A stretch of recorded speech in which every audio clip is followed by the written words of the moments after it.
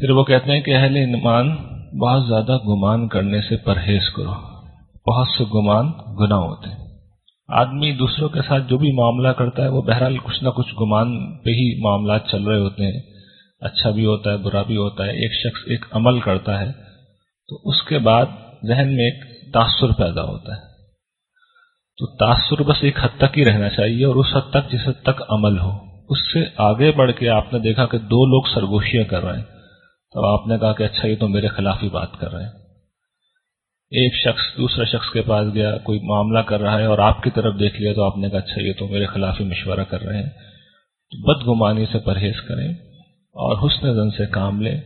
اس سے میں نے یہ دیکھا ہے کہ سب سے زیادہ آدمی کی اپنی جان سکون میں رہتی ہے، اس لیے کہ کسی دوسرے نے جو کرنا ہے وہ تو جب کرے گا تب کرے گا، ابھی وہ آپس میں پلاننگ ہی کر رہے ہیں اور آپ ادھر سے کڑنا شروع ہو گئے ہیں۔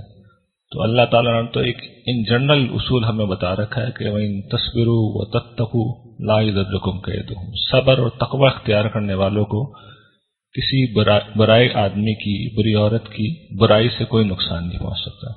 تو اللہ پہ بھروسہ کریں، تقوی اور صبر سے کام لیں اور بے پرواہ ہو جائیں۔ گمان رکھنا ہے تو اچھا رکھیں ورنہ نہ رکھیں، اور لوگوں کی پرائیویسی میں انٹرفیئر مت کریں، ولا تجسسوا، تجسس مت کریں، زبردستی انکوائریاں کرنا، کسی کا آپس میں جھگڑا ہوا ہے تو اب آپ جا کے تحقیق کر رہے ہیں، یہ آدمی اس لیے کرتا ہے کہ پھر مزے لے کے اور مرچیں لگا کے آگے پھیلائے، بدنام کریں لوگوں کو، تو اس چیز سے بھی بڑا روکا گیا ہے۔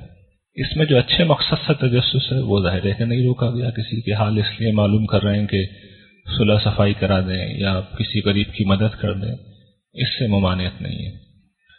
غیبت نہ کرو کسی کی۔ غیبت کیا ہوتی ہے کہ کسی میں واقعتاً کوئی کمزوری پائی جا رہی ہے، اس کو غیبت کہتے ہیں۔ کمزوری نہیں پائی جا رہی اور پھر آپ نے اپنی طرف سے بنا کے لگا دی تو وہ بہتان ہے، یہ زیادہ بڑا جرم ہے۔ کسی میں کوئی عیب پایا جا رہا ہے اور آپ اس کے سامنے بیان نہیں کر رہے، پیچھے کر رہے ہیں، تو یہ قرآن اس کو واضح کرتا ہے کہ سامنے آپ جو کچھ کرتے ہیں وہ تانازہ نہیں ہوتی، پیچھے آدمی غیبت کرتا ہے، برائی بیان کرتا ہے۔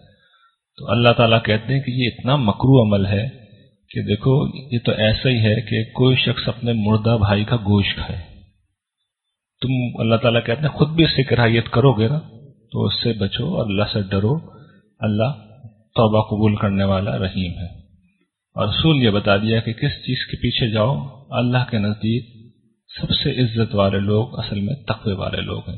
یہ نسب کی برتری، یہ مال کی برتری، یہ خلقی چیزوں میں سے کسی بھی چیز کی برتری اللہ کے نزدیک کوئی حیثیت نہیں رکھتی۔ وہ تو اللہ تعالیٰ قیامت کے دن آدمی کے جیسے اعمال ہوں گے ویسا بنا دیں گے، برے اعمال ہوں گے بدصورت بنا دیں گے، اچھے اعمال ہوں گے اچھا بنا دیں گے، دولت مند بنا دیں گے، برے اعمال ہوں گے بہت غریب بنا دیں گے، اور اس کا نقشہ تو ہم دیکھ چکے ہیں، آگے بھی آ رہا ہے کیا ہوگا انجام۔